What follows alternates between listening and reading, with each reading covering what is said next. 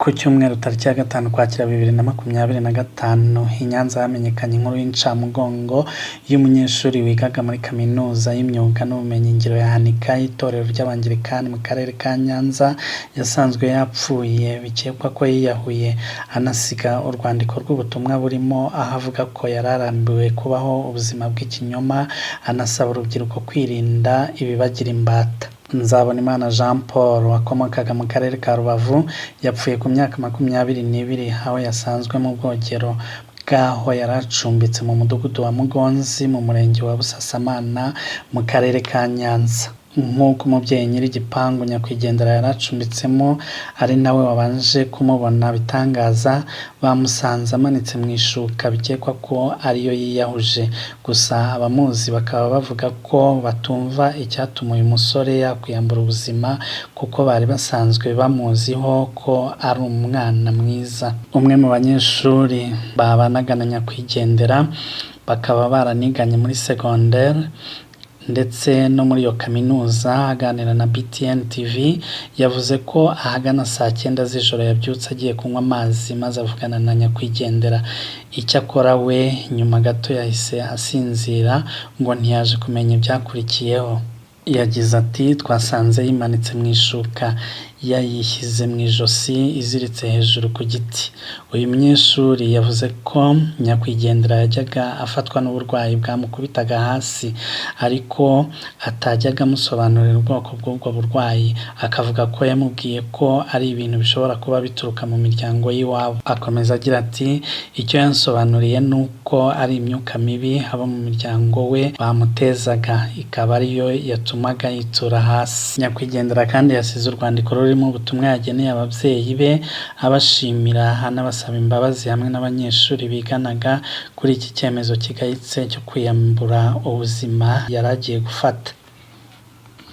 Muri iyi baruwa kandi hari aho asaba urubyiruko kwirinda kuba imbata byabatwaye uruhu n'uruhande ko nawe hari icyari cyaramugize addicted. Uyu mugenzi we yagize ati "Yagiriye inama urubyiruko rwo kwirinda ibintu byaba byarabagize imbata."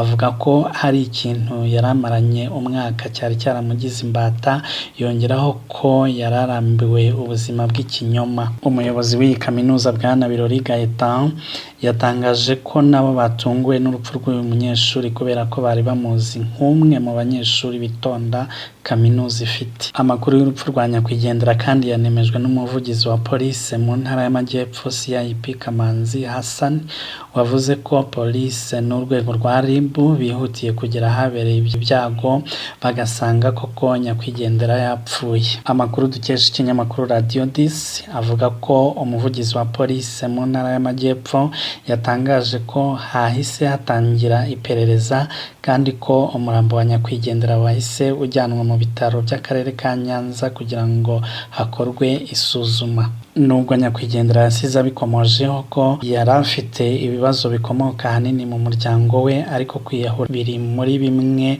mu bitera impfu nyinshi ku isi cyane cyane mu bakiri bato.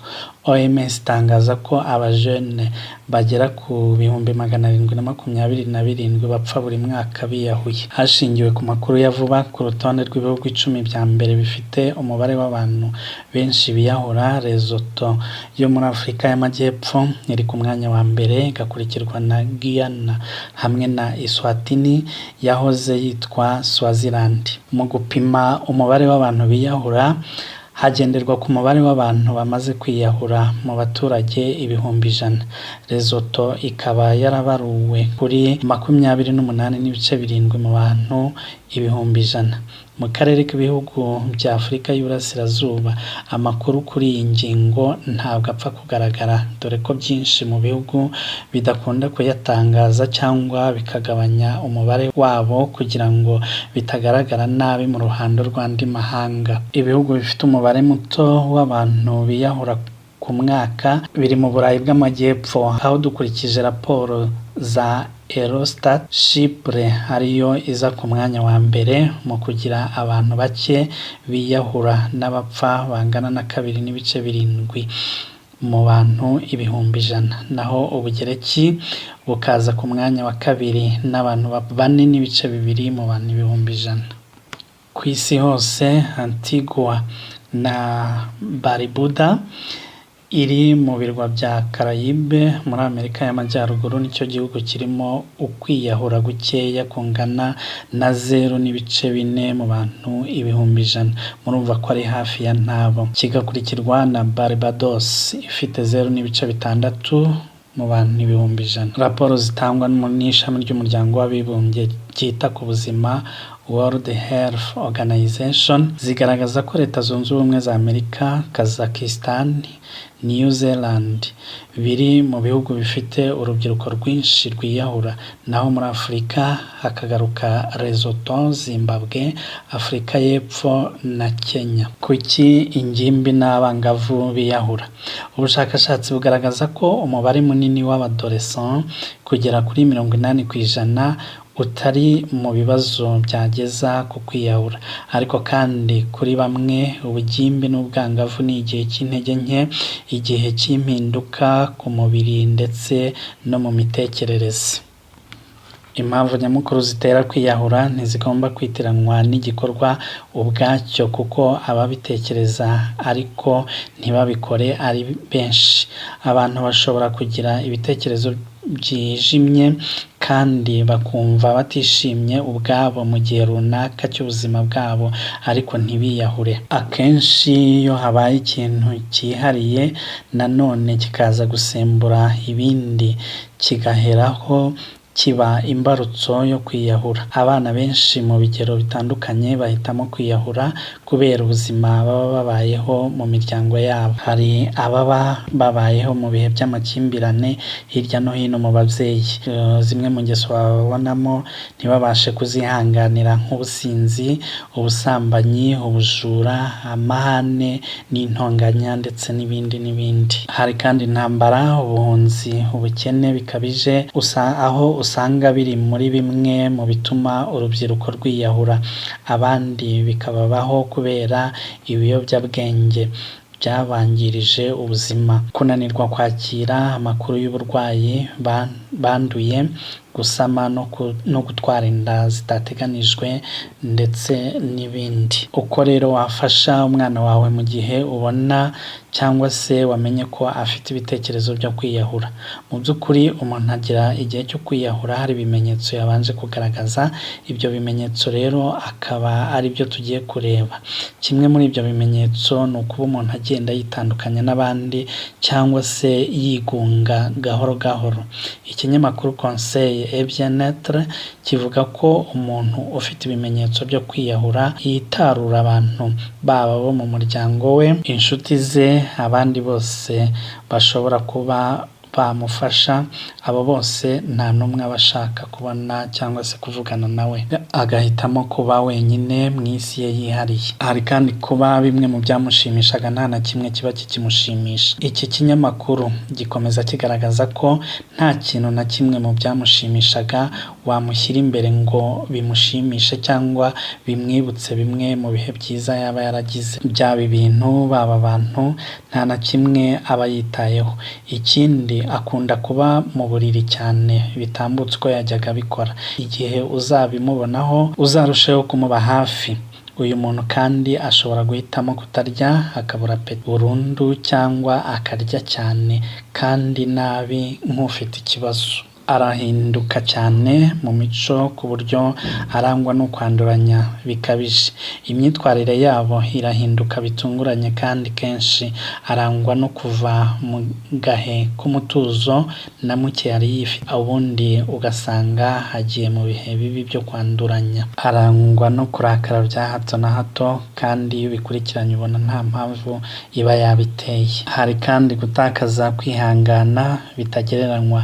Ibi byose ni bimwe mu bimenyetso bigaragaza ko ubifite ashobora kwiyambura ubuzima cyangwa akaba yakwiyahura. Gusa hari izindi ndwara zo mu mitekerereze zishobora guherekeza ibi navuze haruguru, zitera guhangayika, kurambirwa, kumva ko watsinzwe ku bw'akarengane, kwishinja no kutibabarira, kunanirwa kwakira ibyakubayeho cyangwa amateka y'umuryango wawe, ibibazo byo kwibuka amateka yakubereye mabi n'ibindi. Twabamenyesha ko ikibazo cyo kwiyahura cyiganje cyane mu bagabo ugereranije n'abagore, aho ubu habarwa abagabo 8,100 bangana na 3.8% n'abagore 340,000 bangana na 1.2%.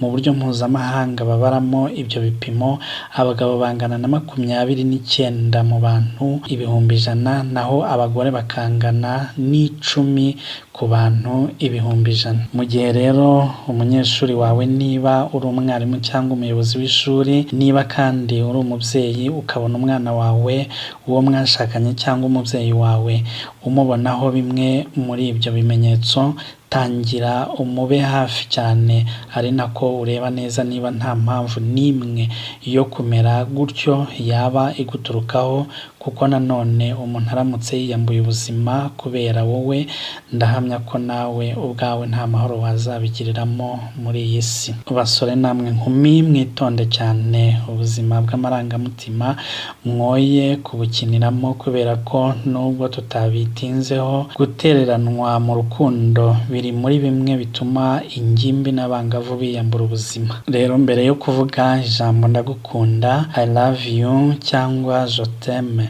cyangwa se izindi nyunguramagambo zigezweho kumwe mu bigenza, buri wese akwiye kubanza kubitekerezaho neza, ajye abanza yibaze niba ibyo avuga akomeje, kubera ko uba uriho wireherezaho amarangamutima ya mugenzi wawe, ku buryo iyo amaze kugutahamo hamwe na nyirayo, kongera kuyirukana cyangwa se kuyazanamo undi muntu ni ibintu bibabaza cyane, bigatuma bamwe bananirwa kwihangana bakiyahura. Aha rero birasaba yuko mu kwinjira mu buzima bw'urukundo mugomba kuba rwose mwabitekerejeho, kandi ubwiye gukunda bikaba ari ibyo by'ukuri koko, ukaba umukunda ku buryo uzirinda kumuvanga n'abandi, kugira ngo wirinde kuba wamutakaza muri ubwo buryo. Inshuti bavandimwe rero, babyeyi bana bacu, muramenye twese twaremwe turi beza kandi dushyirwa ku isi nziza.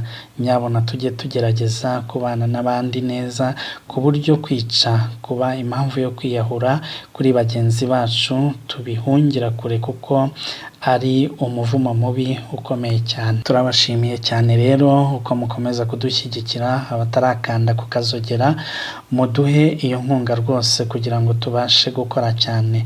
Turabakunda mwese hamwe n'imiryango yanyu. Imana ibahe umugisha. Yari Fidele, inshuti yanyu. Ciao.